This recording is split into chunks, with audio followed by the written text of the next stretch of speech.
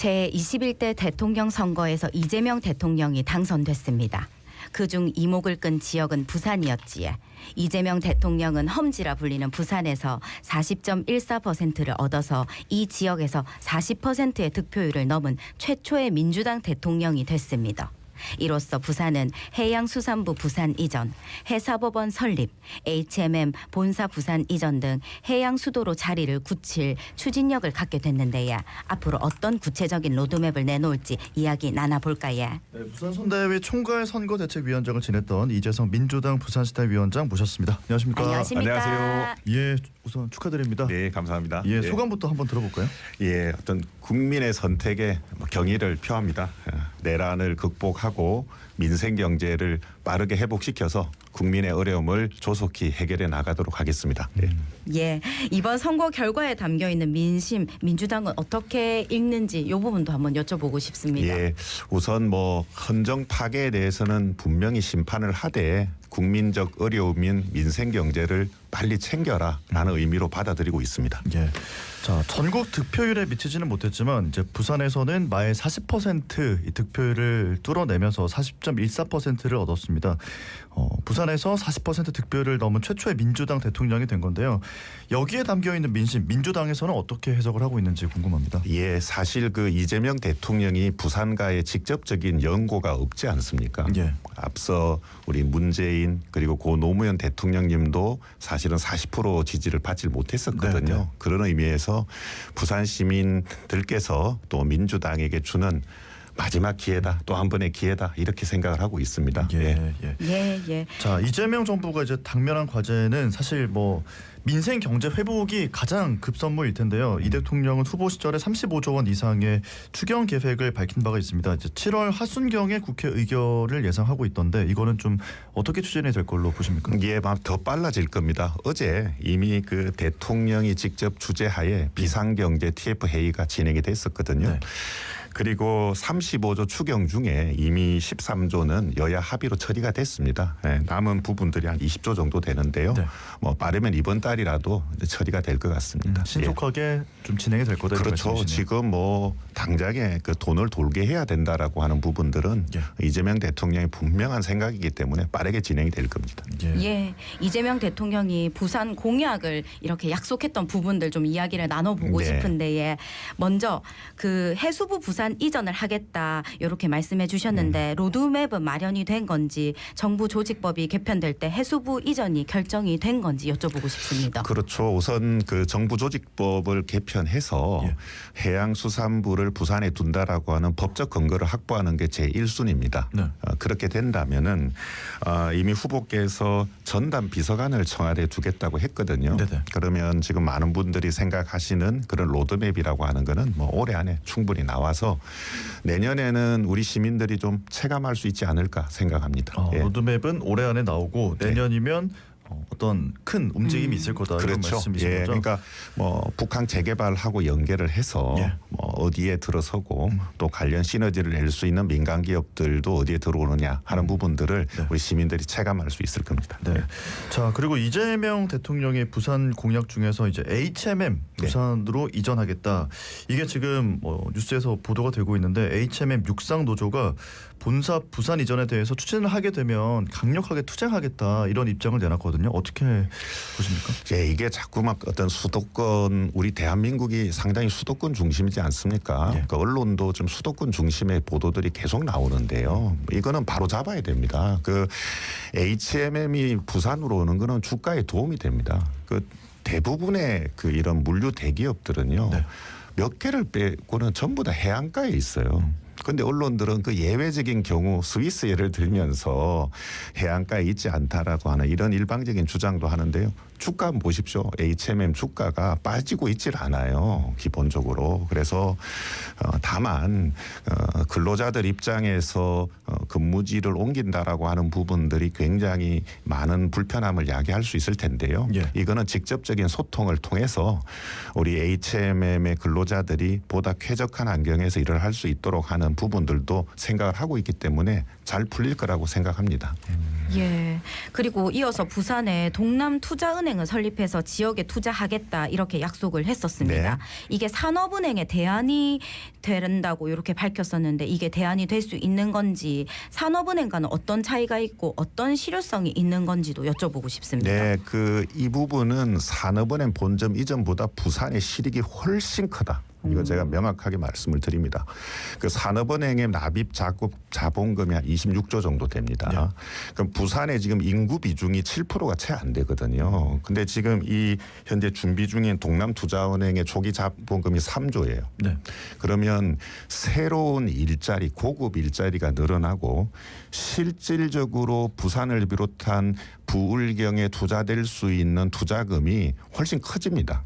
그러니까 지금 우리 해양진흥공사가 부산에 있잖아요. 네네. 근데 부산에 실질적으로 투자되는 비중은 딱 인구 비중만큼만 투자가 돼요. 네. 그래서 많은 분들이 본점이 오면 본점이 속해돼 있는 도시에 훨씬 더 많은 투자가 이루어질 거자 하는 건데 이건 법적으로도 지적을 받을 수 있는 그런 사항입니다. 그래서 실제 돌 수 있는 돈이 중요한 거고요. 네. 그런 면에서 동남투자은행은 부산 경제에 상당한 시너지를 불러일으킬 겁니다. 예. 그러니까 이 공약들이 실리적인 게 중요하다 이런 말씀이신 그렇죠. 거죠? 예, 그렇습니다. 네. 그리고 일자리도 훨씬 많이 늘어납니다.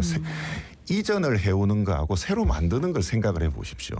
어떻게 일자리가 더 늘어나겠습니까? 단순히 신입 일자리뿐만 아니라 경력 일자리까지 늘어나기 때문에 네. 부울경의 금융 쪽에 몸담고 계신 분들은 상당히 노려볼 만한 그런 일자리라고 생각이 됩니다. 네. 예. 자, 지금 후보 시절의 부산 공약 하나하나를 좀 짚어보고 있는데요. 또 회사법원을 하나 짚어봐야 될 것 같습니다. 이게 부산은 국내 분쟁, 인천은 국제 분쟁 담당하는 걸로 둘 다 설치하겠다 이렇게 밝혔었는데 계속 얘기가 되는 게 경제적인 효과는 외국 관련 사건이 훨씬 크다. 국내 사건은 조금 작을 수 있다. 이런 얘기가 계속 있어서요. 이 부분에 대해서는 어떤 말씀을 해주실까요? 예, 이것도 수도권 논리죠. 그래서 우리 참 불리해요. 부산에서 일을 한다는 게. 이거 명확하게 이렇게 얘기한 적이 없습니다. 그냥 자꾸 첫 보도가 애매하게 나오면 인용이 되고 하는데요. 네. 대한민국에서 부산의 언론 비중이 5%도 안 돼요. 그럼 관련 기사를 놓고 본다고 한다 그러면 부산 중심이지 않는 기사들이 많이 나오거든요. 명확하게 말씀드리지만 법관이 부산이 훨씬 많을 겁니다. 그렇기 때문에 중심적인 기능을 부산에서 수행을 하게 될 거고요. 네. 대부분의 지금 일들이 다 융합 쪽으로 갑니다. 네. 그러니까 국제 분쟁, 국내 분쟁 이렇게 나눈다라고 하는 것도 매우 옛날식 사고고요. 그렇기 때문에 부산이 주도적인 역할을 해 나갈 거고 지금부터 부산에 그런 노력을 해 나가야 되겠죠. 그래서 이 부분들은 같이 힘을 합쳐서 노력해 나간다 그러면 충분히 해결될 수 있는 사안이다라고 명확하게 말씀을 드립니다. 그러니까 법관의 수로 봐도 부산이 더 많을 거고 그렇기 때문에 더 중심적인 역할을 할 거다. 그러니까 국제 국내 이렇게 두 가지로 나누는 거는 좀 구시대적이다 이런 말씀이신 그렇죠. 거죠? 어떻게 그 판단을 누가 하겠습니까? 예를 든다면 그렇지 않습니까? 그거 자체가 법원이 해야 될 일인데요. 예. 대단히 현재는 굉장히 융합적인 사건이 많기 때문에 네. 이렇게 두부 자르듯이 하는 식은 실행되기는 어려울 겁니다. 예. 예. 그리고 다음 질문 드리면 이재명 대통령이 후보 시절에 대통령실에 북극 항로 해양수산 전담 비서관을 두고 아예 제가 직접 챙기도록 하겠다라고 했는데 부산과 관련된 현안을 들고 대통령과 소통하는 사람은 누가 될지 이거는 아직 정해지지 않았다라고 했습니다. 요거는 아직 정해지지 않았습니까? 그렇죠. 누가 되느냐 이전에 이런 비서관을 신설하겠다라고 하는 것이 역시 그 행정을 해본 분답게 이재명 대통령의 결단이라고 생각이 됩니다. 이게 모든 일이 그렇지만 굉장히 융합되어 있어요. 북극항로도 정부 부처 11개가 관련되어 있습니다. 네. 그리고 해양수산부도 단순히 이전이 아니라 그 기능을 강화하기 위해서는 가령 산자부에 있는 기능도 일부 옮겨와야 되고 이런 부분들이 있잖아요. 네네. 명확한 거는 이재명 대통령이 직접 챙기겠다라고 하는 워딩을 했어요. 네. 그래서 호흡을 잘 맞출 수 있는 훌륭한 분이 뽑히지 않을까 생각을 합니다. 네, 네. 자, 그리고 부산의 또 아주 큰 문제 중에 하나 가덕도 신공항 부지조선공사 문제. 이게 이제 수의계약 주관사였던 현대건설이 지난 30일 사업 불참을 결정을 했습니다. 이제 부산시는 조건 변경 없이 입찰 재공고를 재차 국토부에 건의할 것으로 계획을 내놓고 있는데요. 이제 가덕 신공항 시공사 선정 또 계약 로드맵 이거는 정부의 새로운 정부의 몫이 됐습니다. 이 사안에 대해서 좀 어떻게 챙길 걸로 예상할 수 있을까요? 가덕 신공화는 다들 아시겠지만 뭐 민주당 정부에서 시작을 했지만 예. 전 윤석열 정부도 당연히 동일해서 가는 사업이었고요. 예. 새롭게 국토부 장관이 정해진다면 아마 이 부분들을 제대로 들여다보겠죠. 그래서 이게 진행되는 과정에서 어떤 문제가 없었던지를 살펴보는 것이 제일 중요하고요. 네. 지금 뭐 이런저런 뭐 좀 구설이 많이 나오고 있지 않습니까? 그래서 새로운 장관이 잘 들여다보고 문제가 있다면 시정하고 또 우리가 늘 시민들에게 얘기해왔던 조기 개항이 될 수 있도록 매진해야 될 그런 사항입니다. 예. 네, 네. 예. 그리고 당적을 떠나서 앞으로 부산과 관련된 현안은 부산시 박형준 부산시장과도 긴밀하게 협력을 해야 할 텐데 이 부분에 대해서는 어떤 말씀 예, 전해주시겠습니까? 우리 박형주 시장님 보자고 하면 내일이라도 만나겠습니다. 예. 그래서 저희 더불어민주당은 부산시가 요청해온 어떠한 형태의 뭐 만남이나 협의에 대해서 항상 참가해 왔고요. 예. 예, 박 시장께서 필요하다고 생각하면은 언제든지 만나겠습니다. 예. 네, 네. 자, 이재명 정부는 지방 정부의 권한을 강화하는 지방 분권을 통해서 국가 균형 발전에 좀 힘을 싣겠다 이런 구상을 내놨는데요. 이 지방 분권은 정권 초기에 계획을 좀 강력하게 수립해서 실행을 해야 한다고 보는데 이제 그렇지 않으면은 뭐 그냥 없었던 이야기가 되는 경우가 많지 않습니까? 여기에 대해서 로드맵 뭐 어떤 로드맵을 구상하고 있는지 궁금하거든요. 일단 우리 부산 입장에서는 좀 운이 따르고 있다고 볼 수 있는 게 국회를 세종으로 옮겨가겠다라고 하는 것들이 탄력을 받고 있지 않습니까? 예. 그렇게 된다 그러면 국회 외에 어떤 국가가 직간접적으로 관여할 수 있는 기관들을 어떻게 재배치할 건지 하는 부분들이 자연스럽게 논의가 될 거고요. 예. 특히 부산은 북거강로 개척이라고 하는 새로운 정부의 또 큰 국정과제랑 맞물려 있기 때문에 앞서 말씀드린 전담 비서관이 이 부분들을 잘 챙겨서 또 부산의 발전과 또 대한민국 전체 균형 발전이 이루어지도록 할 수 있지 않을까 생각합니다. 예. 예. 그리고 이 질문도 드리고 싶습니다. 이재성 민주당 부산시당 위원장님은 앞으로 이재명 정부에서 어떤 역할을 하시게 될지 여쭤보고 싶습니다. 너무 이런 질문인데요. 예. 아마 뭐 다양한 가능성이 열려 있지 않을까 생각이 되고요. 뭐 어떤 일을 하게 되더라도 이곳 부산의 발전은 꼭 빼놓지 않고 고민을 하도록 그렇게 하겠습니다. 예, 알겠습니다. 자, 이 부산 40% 득표율이라는 거 이제 내란 종식, 내란에 대한 심판 이런 것들에 대한 부산 시민들이 손을 들어준 것이다 이렇게 해석을 할 수 있을 텐데 이건 이제 차기 정부에 대한 기대감으로 이어지는 거라고 생각을 합니다.